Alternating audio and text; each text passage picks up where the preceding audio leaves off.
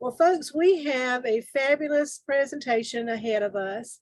Many of us in this club travel. Some of us may have Galapagos on our bucket list. Regardless, it is a fascinating piece of the earth.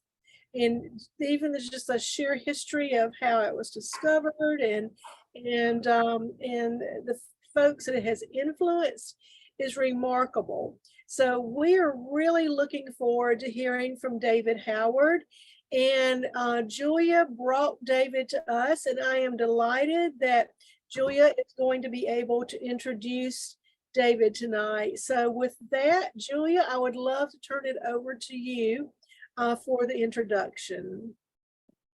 All right, my husband Rich just joined us too because the Galapagos is definitely on our bucket list. And so David, I do have to say that there are a lot of other programs that David had on his I could present list. And so I'm sure we will be seeing David again, but this was the one that was the popular vote for the first one. So David, if you couldn't tell from his accent, was born and raised in Scotland, in Glasgow, and went to the University of Glasgow and obtained a bachelor's and a PhD in biochemistry.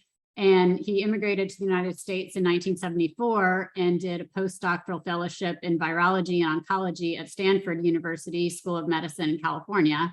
And you can imagine our little emails back and forth. We were lots of questions with our science brains here. So I could spend an hour talking about that. But during his 40-year career in pharmaceutical research and development, he's worked with industry, government, and academia. He's worked in both human and veterinary medicine, and in the United States and Europe. He's moved around quite a bit during his career and currently lives in Knightdale, which is a suburb of Raleigh, North Carolina. He joined Rotary in 1981 and has served as club president in Barrington, Illinois, and in Oxford, North Carolina, and has held many other roles at the club and district levels. He's also been a facilitator with Mid-Atlantic Division of the Rotary Leadership Institute and helped rewrite the curriculum for that. His wife, Marie, served as district governor in 2019-20 in District 7710. And they are looking they were looking for a club with more of an international focus and joined the Rotary Club of All Nations in January, where they'd been until now, where they're in the process of starting a new Rotary Club called the Rotary E-Club of Raleigh International, which they've just got approval for that from RI, and they're focusing on projects in the Caribbean and Jamaica.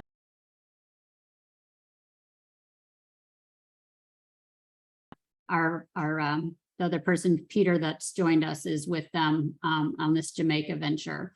And so we'll have to definitely hear more about that. Howard and Marie have a passion for addressing food insecurity, education,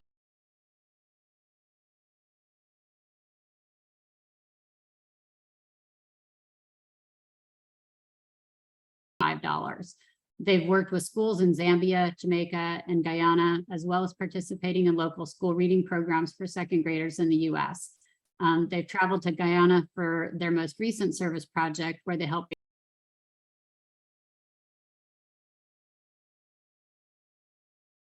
that you could give us. They have 2 daughters and 4 grandchildren and enjoy off the beaten path traveling and learning about indigenous cultures. Most of their travel has been done either as a couple or in very small groups. They've traveled extensively, including a trip to India where they participated in a national polio immunization day program. And most recently, they enjoyed a trip to the pristine environment of the Galapagos Islands, which he's going to share with us today. So welcome, David. Thank you. Let me just go ahead and share my screen because I want to move pretty quickly. So can you see my screen now? Yes. Yes, okay.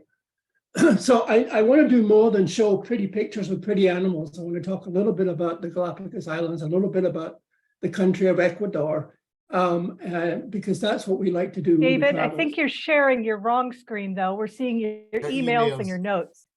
Oh, okay. So let me. He works with 3 screens, so he's confused, you know? But hey, it's an email from me, so that's not too bad. Except I don't know how to get rid of it. Okay, here we go. New share. maybe, no, that's not the right one. There's the right one. Is that it now? Yes, you did, yes. Yes. Okay. So what we like to do is to learn a little bit about the country, a little bit of the culture whenever we travel. So I'm going to do more than show pretty pictures of pretty animals. So we're talking about the Galapagos Islands, and this picture of Marie and I with one of the famous giant tortoises of the Galapagos Islands, that's actually a small one. That's around 250, 300 pounds. They get as big as 500 pounds. And you can get that close to them. As long as you don't get too close. You're not allowed to touch the animals, but you get amazingly close to the animals. So let's talk a little bit about Ecuador. For everyone's, Ecuador is in the northwest coast of South America. It's a small country with a population of just a little over 16 million, but it does have the highest population density of any country in South America. And about 64% of the population live in urban areas. Actually, about 5 million people live in just two cities, Quito and Guayaquil. Their largest export is crude oil and petroleum products, but they're also a major exporter of bananas, fish and shrimp, and coffee and cocoa. And tourism is the fourth largest industry. A lot of tourism in Ecuador. An interesting trivia fact: if you bought long-stemmed red roses for Valentine's Day, chances are they came from Ecuador, because Ecuador sits on the equator. The equator line is actually 20 miles north of downtown Quito. And so the sun is overhead all of the time. So the plants grow straight up towards the sun. And so you get long-stemmed roses that way. And they've got a huge export business in long-stemmed roses. So Quito is at an elevation of almost 10,000 feet. And it's unusual geographically. It sits in a valley between the western and eastern ranges of the Andes. So the city is only 3 miles wide, but it's about 35 miles long. And because of the altitude, it's got very mild spring-like temperatures all year round, unlike the coastal areas of Ecuador, which are very hot and very humid. So Quito is actually very pleasant weather-wise. The city, another unusual fact is that the city wraps around the eastern slope of a large active volcano. My Spanish isn't very good, so I won't try and pronounce the name of it. But that volcano last erupted just less than 25 years ago. And what saves the city is that the lava flows from those eruptions go down the western side of the volcano. The city is on the eastern side, but people are living less than 5 miles from the caldera on this active volcano. It's very cloudy, very overcast when we were there. I apologize for this picture, but you can see it. It's a very built up, dense, modern city. It actually has a beautiful historical district as well as very modern city. It's known for a lot of history. The Basilica and Convent of San Francisco is famous. It sits in the middle of the historical district, the Old Town. And it's known as a jewel because of all the different styles of architecture. It took almost 175 years to build this cathedral. And yes, that is gold you're looking at on the altar and the altar back there. This is the courtyard outside that basilica. And if you look closely and do your math, there are 8 circles there. And each of those circles represents one of the 8 planets that were known at that time. Of course, I think we're back to 8 now. We had 9 and then lost Pluto. But anyway, so maybe they were just ahead of their time. So let's go to the Galapagos Islands. Galapagos Islands, they belong to Ecuador, and they lie 600 miles off the mainland, 600 miles to the west. There are 13 major islands and 6 smaller islands, and scores of islets and rocks lying across the equator. The Galapagos Islands actually straddle the equator. Total land area of just over 3,000 square miles, but there's about 23,000 square miles of ocean. Only 137 miles from north to south. It's so famous and everyone wants to go there, but it's actually tiny. Became a wildlife sanctuary in 1935. and it became a national park in 1959. 1978, they were designated a UNESCO World Heritage Site, and then a marine reserve to protect the waters around the islands. And it is heavily protected. I'll get to that in a moment. Their islands themselves are formed of lava piles. They're all volcanic output. And there's many, I think there's 7 or 8 active volcanoes in the islands. 5 on the island of Isabella and 3 elsewhere. It's a very rugged, very dry landscape. If you get off and walk on the islands, you're walking across lava beds, very uneven, very unsteady. An old guy like me had to use a couple of walking sticks so I wouldn't fall down. The largest island is Isabella, which is on the left here. Isabella over there. It's about 82 miles from north to south, and it represents about half of the total landmass of the Galapagos Islands.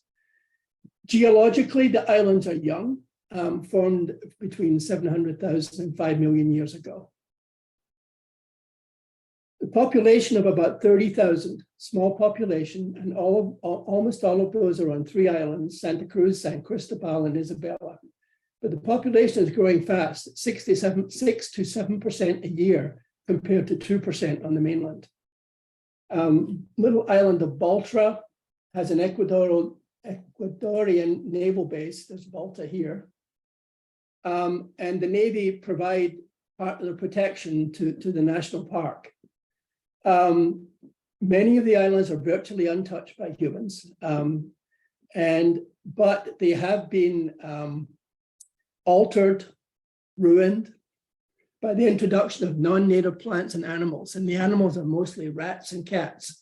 And there's an active program now to eliminate both the rats and cats. And the tourist traffic used to cause a lot of problems on the islands, but that is now being tightly controlled too. Tourism is the #1 industry, and then fishing and agriculture are the others.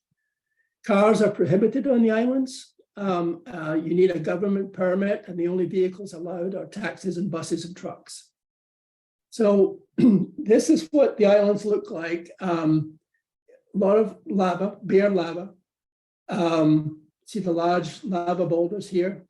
And one of the things that amazes me is to see vegetation just growing out of solid lava rock.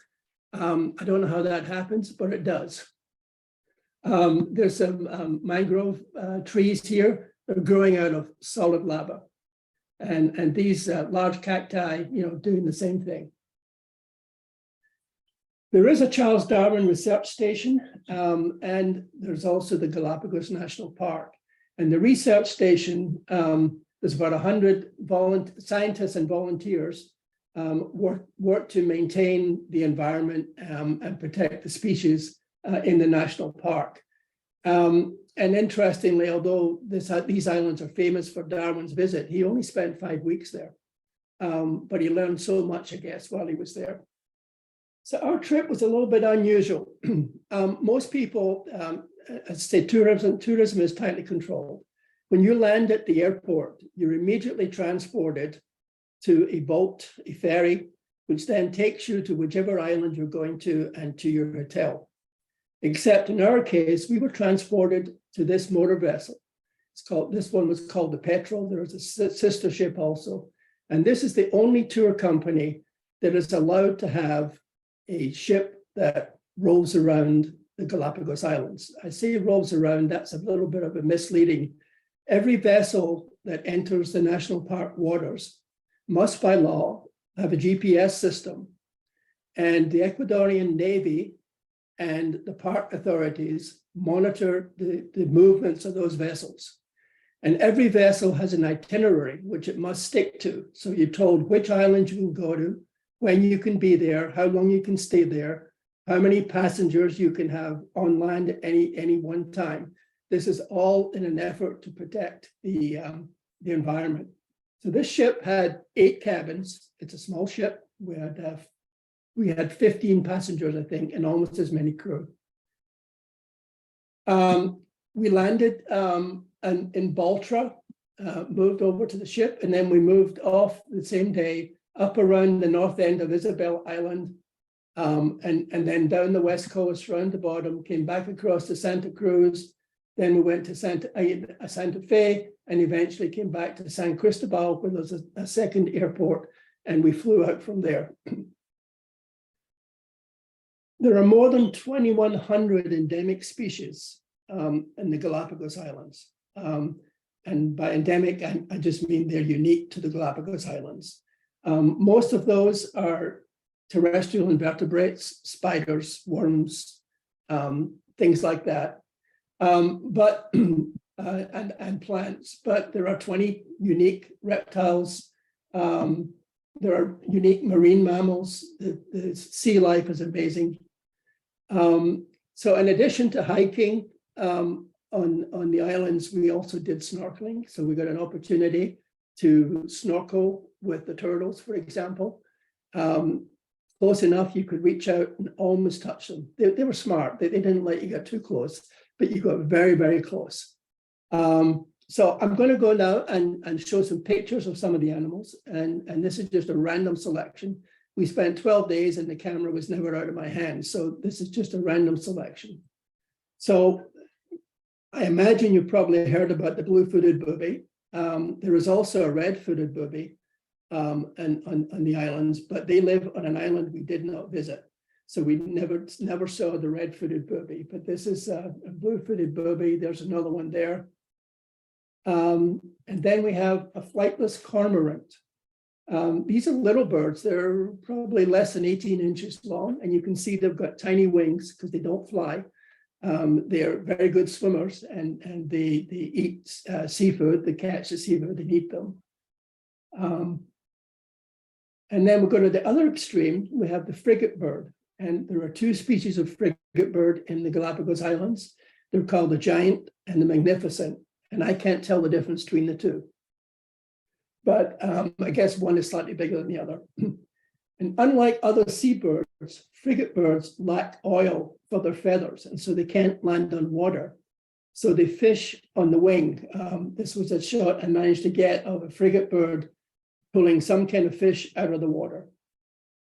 And if I zoom in here, you can see there is a sea lion in the water there. The sea lion is also feeding, and the frigate birds know the sea lion is there, and they follow the sea lion, and so it makes it easy for them to find the fish. They also have an interesting mating behavior. They have an air sac beneath their chin, and they can inflate that air sac. It's bright red, and the females all sit around looking to see which male has the most attractive bright red air sac, and that's how they decide who they're going to partner with that year. So that's really interesting. These are the huge birds. They're second only to the albatross in size. They've got a wingspan of almost 8 feet. And they're able to soar for weeks on the wind currents and spend most of the day in flight hunting for food. They rarely land. They will land at night on trees or cliffs, but during the day they're flying all of the time. And then we have the pelican. I couldn't resist. Oh, what a wonderful word is the pelican. His beak can hold more than his belly can. But these are very common in the Galapagos Islands. This is one. There's another one on a nest. There's one on the wing. I got to say that, you know, none of these species have any fear of humans. You can get up extremely close to them, and they don't shy away. You'll see more of that in a moment. The Galapagos penguin is a tiny little guy. He's only about 12 inches tall. There's another shot of him on a lava rock, but 12 inches tall, and he's endemic to the Galapagos Islands. There are sea lions everywhere.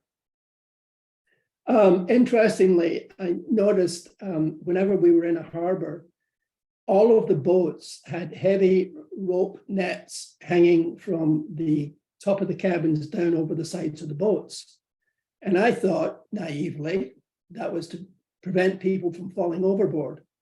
Well, it turns out, no, it's to prevent the sea lions from jumping into the boat, because the sea lions love to jump into the boat and lie in the sun sunbathing. We would see sea lions everywhere. You'd get off at a pier, and the sea lions are just lying across the walkway, lying across the steps. You have to walk around them, and they just lie there asleep. They totally ignore you. This is a mother with her baby, and I know I've got a little bit of a telephoto lens there, but I'm only about 6 or 8 feet from that mother and baby. You get extremely close. And this, it looks like a little bit of surf, but again, if I magnify this, there's a sea lion body surfing in the surf. There's another one over here. The sea lions like to body surf. This is a golden ray. And another one's here. Part of the only disappointment I had in the Galapagos Islands is that, you know, there are 3 different ocean currents converge around the Galapagos Islands, and they bring all kinds of marine life, you know, microscopic life, but the waters are full of silt. They're very murky. And so it can be difficult to get clear pictures like of these golden rays. This is actually a mangrove growth that they're swimming in amongst the mangroves. And then one of my favorites, and I gotta do this is the face of nightmares. This is a marine iguana. And I gotta tell a little story. When we were landing, we did both dry landings where you get off onto a jetty or a pier, and we did wet landings where they would take the boat in as close to the beach as you could, and then you'd slip over the side and wade into the beach. On our first dry landing, there was a concrete pier and probably about 30 yards long. And we got off at one end of the concrete pier, and between us and the land, 30 feet away, were thousands of marine iguanas lying in the sun. And we had to step over them, around them, between them, being careful not to step on them. And they didn't move. They didn't even blink. Of course, I'm not sure they do blink, but totally no fear of humans. I mean, it was amazing to be that close. I mean, I was on tiptoe at one point because there wasn't enough space between the animals to get my full foot down flat on the ground. So I'm standing on tiptoe. Really amazing. That's just another shot of a marine iguana. And this is a nesting ground. It's just a beach of sand, and each one of those depressions is a hole where the iguana has laid her eggs and then filled in the hole. And all the marks you see on the sand are their tails dragging across the sand. And these areas are marked off. You're not allowed to walk in these areas. They're protected. So they've got markers all around the edge, and you've got to stay to one side of that so that you don't disturb the animals or the eggs. They've got ferocious looking teeth, but they're herbivores. They're not going to do any harm to you at all. And then there's their cousin, which is a different species, the land iguana, much more colorful, but obviously an iguana. And then I love this little crab. It's called the Sally Lightfoot, and apparently it's called Sally, as in Sally Forth, because they're always running out. And you saw them everywhere. I don't know how to do it, but they cling on to rock faces, almost vertical. This one here is an almost vertical rock face. And then what I call more common birds, this is the black-necked stilt. Another picture there. Then the Pacific green turtle, which is endemic to the Galapagos Islands. And there's another one, he's swimming, this is mangrove growth here, he's swimming alongside the mangrove. And then we did get to visit one of the volcanoes, the Sierra Negra volcano. It's got the largest caldera of all the Galapagos volcanoes. It's about 4.5 miles wide by 6 miles long, a huge caldera. It's also the shallowest caldera of the Isabella volcanoes, only about 300 feet deep. And it's about 300,000 feet from sea level up to the caldera. And we actually did hike up to the caldera. Even an old guy like me managed to get up. It was fun. There's another view just looking across the caldera. And it is an active volcano. It last erupted in 2018. And this is, you can see 4 different lava flows erupting out of that volcano. So it looks nice and calm, but you never know when it's going to erupt. And this is a little heron, and I'm sorry, I don't know which species of heron it is, but I thought it was a neat picture. And we even have the American flamingo. And if you notice, there's a red tinge to the water with some sort of marine plant life. And I believe that the heron gets its pink color from eating that marine life. Vermilion flycatcher, little tiny bird. Swallow-tailed gull. And you can see she's got an egg there, just lying on the lava. She will sit on that to keep it warm. Common moorhen. And then I mentioned that we did some snorkeling. This is just a shot from the ship looking at one of the, they're called pangas, rigid inflatable boats. That's more like what they look like. That was our ship to shore transport. And there was opportunities most days to go snorkeling. And it's interesting, they bring the boats right up to the rear end of the ship, and you just step off the ship and into the panga. Except for safety reasons, there's 2 crew members standing on the tail of the ship, grab you by both arms, and there's 2 other crew members in the panga, grab you by both arms so you don't fall in the water. Very safe. So that's all I have. That's my lovely wife, Marie, waving goodbye from the Galapagos Islands. Well, David, that was fascinating. I think everybody thoroughly enjoyed that. We have a couple of questions that are in the chat section. So I'm going to throw those out first and then open the floor for other questions. 2 of the questions have to do with the rats and the cats. One is, which species are most impacted? And then how are the folks in the Galapagos Islands eradicating the rats and the cats? I think they are trapping them. I honestly cannot answer the question because I just don't have that knowledge. But I think it's trap and kill. It's not a trap and release. They're ruining the environment, and there's a concerted effort to reduce the population of both. Okay. And which species are they most impacting? That I'm not sure of either. I'm sure some of the bird species, at least some of the smaller birds, but I do not know for sure. I never thought to ask that question. Okay. And then another question about the birds and migration. Are there any birds that migrate to and from the islands? I believe so. Again, I'm not an expert, but there are flyways, there are migration paths that I believe go over the islands, yes. Okay. And then what can you share with us about the food chain and how it works on the islands?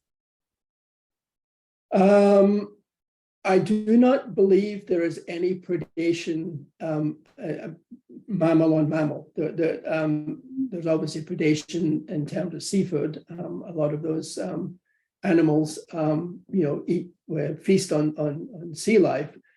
The iguanas are vegetarians, herbivores, so they're eating plant life.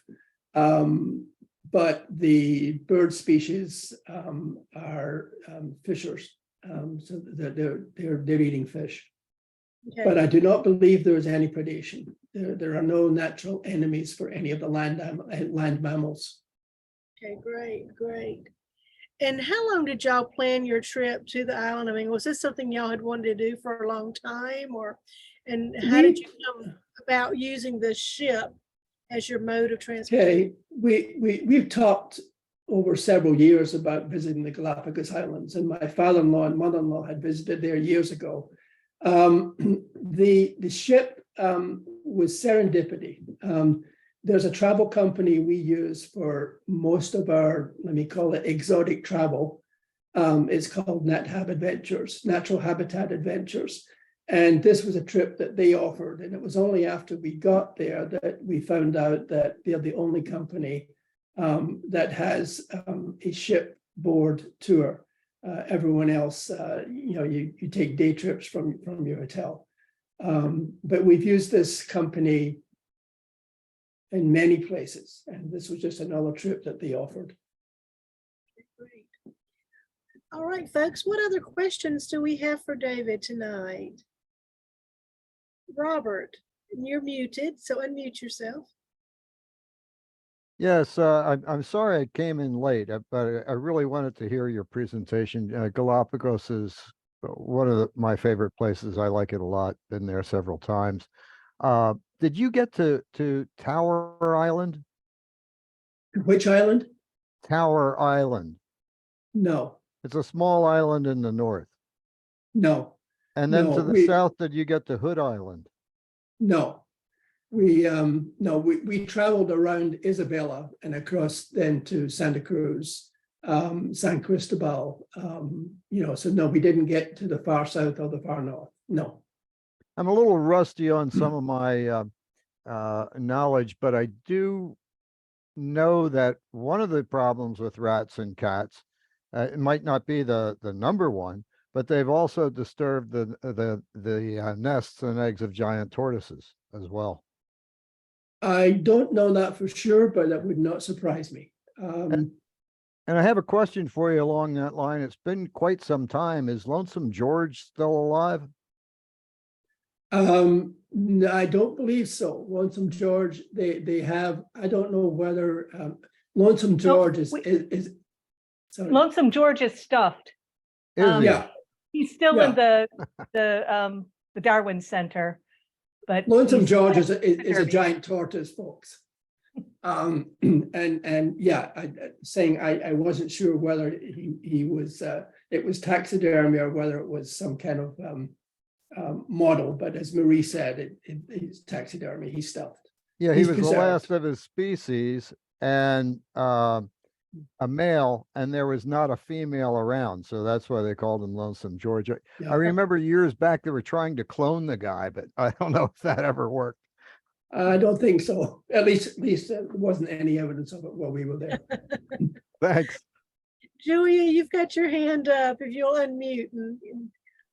Thanks, David, for the pictures. And I just had a question about the snorkeling. So in most of the days when you could get off and snorkel, are you looking more at like the turtles and the sea lions? Was there any kind of tropical fish or coral around that area from the lava?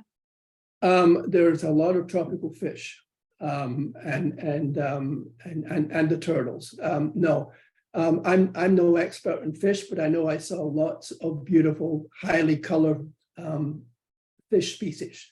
So yeah, coral, I do not believe so. Maybe yeah, I saw Marie? some coral and urchins one day, and a shark. Thank you very much. We had to get out of the water very quickly because they saw a shark in an area where they said that they occasionally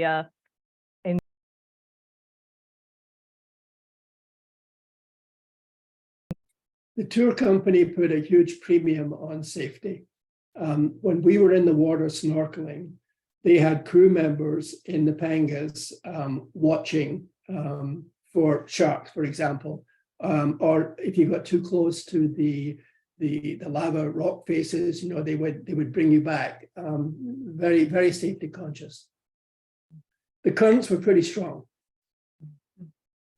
So I was intrigued by your photo of the American flamingos, and I'm assuming those are exotics. But do they sort of coexist with everybody over there, or are they also an issue? No, as far as I know, they coexist. And a lot of these species, they're not found everywhere on every island. You will find them in one particular area. Now, I don't know whether that allows them to segregate themselves or what, but no, there does not seem to be an issue. Well, David, you're certainly hearing of a lot of interest from those of us on the call tonight about possibly visiting in the future. As you and Marie look back on your trip, what would you offer as some thoughts, recommendations, just general guidance if someone else is planning such a trip? I think the first thing I would say, and I only sort of skimmed the surface, but a few days in Quito is well worthwhile before or after your trip to the Galapagos Islands. Quito is an interesting city with a lot of history. A little something I learned that I did not know, but Ecuador is renowned for its cocoa beans. And apparently all of the wonderful Belgian and Swiss chocolates that we all love to eat use Ecuadorian cocoa as the base for the chocolate. And we actually got to visit a cocoa factory, a chocolate factory, whatever you want to call it. So there's a lot of tourist attractions, but they're not touristy. They're interesting, they're educational, at least on the trip we were on. So I would say, yes, Quito is worth a visit for a few days. One of our party wanted to go stand astride the equator. That kind of thing doesn't appeal to me, but if you want to do it, it's only 20 miles from the city center. And I think it's marked somehow, so you know it's there. I think although it was serendipity, the fact that we ended up on a ship tour was actually wonderful, because I think we got to see a lot more of the islands than you would if you were based on Santa Cruz, for example. So I think it was more authentic. We were able to go visit off the beaten path type areas where there was no one else there. I mean, the ship could get us in very close, and then the pangas get you in. If we were going to go again, I'd probably do that again. I would do a ship-based tour. Okay. I have a couple of questions just about the logistics. You went from 9,000 or 10,000 feet to sea level. Were you sensitive to the changes in elevation? And also about volcanoes, did you happen to see any activity while you were there? Okay, the first question, I was not aware of any effects of the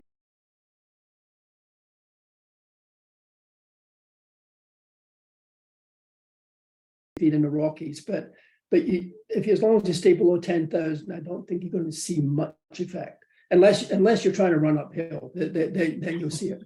And no, we did not see any active volcanoes.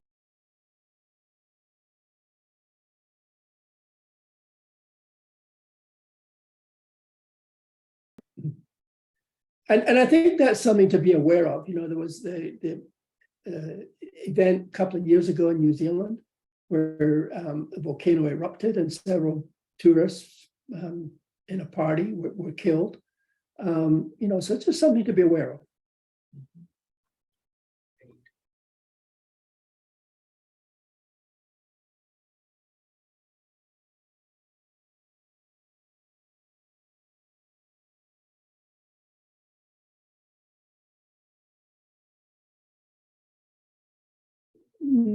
We spent a little bit of time in, I think it's called Puerto Vallarta, on one of the islands. When I say a little bit of time, I mean half a day. No, there was not a lot of interaction. We did have half a day where we could go shopping, whatever.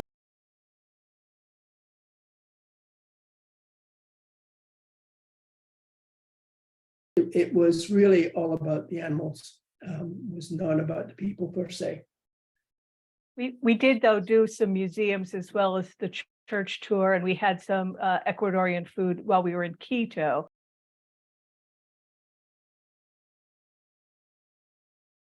Oh, but actually the cuisine on the ship did have some traditional dishes. They, they made an effort to include.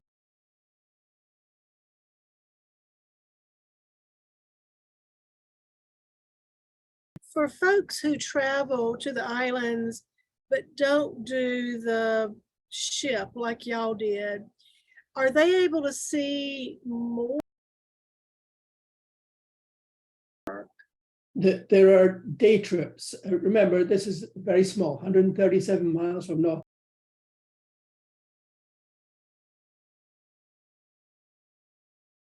Well, minor ports, they're all minor, but each of the ports has day trips. When you come into any one of the harbors, you'll see tourist boats, all over the harbor. And so, yeah, people, you may be based.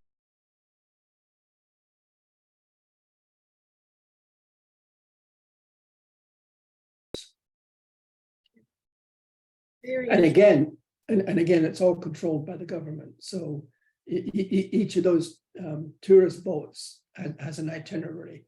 So you can decide where you want to go and, pick the right boat. Sure.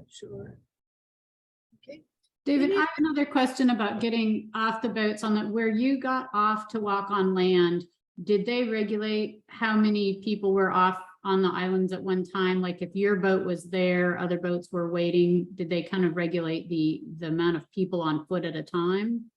Yes, they did. No, we were not aware of what the numbers were, but our guides told us that they were regulated. And we were boarded by the Ecuadorian Navy at one point, who just came to check us out. So the Navy is active and they are monitoring the ships. But yeah, we were told that each area of each island has a limit on the number of people who can be on the island at any one point. And so, yes, again, I don't know the details, but we just went where they told us to go. Oh, goodness. We have time for one or two more questions. Anybody else? Well, David, I have one little quick follow-up question, and it's kind of quirky, but so you said it's about 30,000-ish people, who live there. Is there any Rotary presence there? Is there a Rotary Club or anything of that nature? I do not believe so. We will normally notice Rotary signs or Rotary clocks or whatever. Did not see any while we were there. Not to say they're not there, we just didn't see them. Right, okay, that's great. There were definitely clubs in Quito, and they all met at 8 o'clock at night. And I'm a morning person, so I'm not doing an 8 p.m. Rotary meeting, sorry. Marie, one of our members who could not be with us tonight, lived in Santiago, Chile for a year. And he said the same thing. Most of them met, late at night, and then they go quite late too. And so when Lance and I visited them, we actually did find one noon meeting to go to, but I think that's quite unusual. So yes. Yeah. Okay, great. A quick comment, sorry. That question about a club in the islands, I just did a Google and it said that there was one that started in 2012. Now, I don't know if it still exists, but I just saw that headline a while ago. I'm sorry? Do you know where it is? Do you know where it is, Peter? No, I haven't read through it all, but I could look through. It's the first one established. It's on San Cristobal Island. Okay. I hope everyone on this call has their phone with the Rotary Club Locator app. Yes. You can punch in Galapagos Islands and it will bring it up if there's a club there. We will do that because we're very curious now. And just of interest, Sue Paz, who is also quite the world traveler, said that she went to an 8 p.m. Rotary Club in Quito in 2000 and was not allowed in because of being a female. So unfortunately, that still exists. Hopefully things have changed in the last 23 years, but maybe we'll all have to go to Quito and find out. And so, but for right now, David, this was just such a nice virtual experience, not only being with you and Marie, but seeing your pictures and hearing, what y'all experienced. For anybody thinking about traveling there, you certainly opened the doors to thought. But most importantly, whether we ever travel there or not, just the uniqueness of that corner of the world, you certainly pointed out from the first little blue-footed picture picture of the that you showed us, it made me want to go, because now I want to see a blue-footed, whatever that was. I can't remember, but I want to see a blue-footed. Blue-footed booby, yeah. Yes. She I just want can't to say see it. blue-footed booby. Yeah, so can't say, I don't know how many times you can say that quickly fast, but anyway. Well, I must say, I know this is being recorded. I must say that I did not let David buy that T-shirt that says, "I love blue-footed." no, actually, it just said, I love boobies. I had a picture of a blue-footed booby, but They're really neat to watch walk, aren't they? The way they lift their feet and flap them yes, down. yeah. Well, they've actually got pretty big feet, for the size of the bird. Yeah. Oh, goodness. Well, Well, David. Maria, I do need to jump in because we actually are recording, but since I edit this before it goes on YouTube, I will be more than happy to clip out that little piece if you really want me to. Okay, Fine. If somebody watches the whole thing, I think they will certainly understand. But David, bottom line, you certainly inspired us. I'm going to share my screen for just a moment. As an e-club, we have a very standard way that we like to end our meetings. And obviously we end with the 4-way test, but before we do that, we like to do a presentation to our speakers. And we support little free libraries. And so this children's book that's really designed for children, probably from about 9 to 11 years old, it's entitled Where Are the Galapagos Islands, and written by Megan Stein, who's written several children's books along the lines of helping explore. And you'll notice there's some blue-footed boobies on the front for you, but yes. I can't say that. But anyway, but this book will go into one of our little free libraries. And while it's geographically focused, it also has the history of the Galapagos Islands. I was actually reading a few excerpts from the books, and I did not know that Galapagos was the Spanish name for large turtles. And so that's where that actually came from. So children's books can teach us a lot of things. But thank you so much for being with us tonight. Thank you to all of our guests who are with us tonight. This has been a wonderful meeting, and so very honored that all of you are with us. Please come back anytime. You know how easy it is to log on now. We have a lot of fun, and we have excellent speakers and very it just really broadens our mind, just like David did tonight. So David, thank you so very much. We are just very appreciative of everything you put into this. Thank you. Thank you.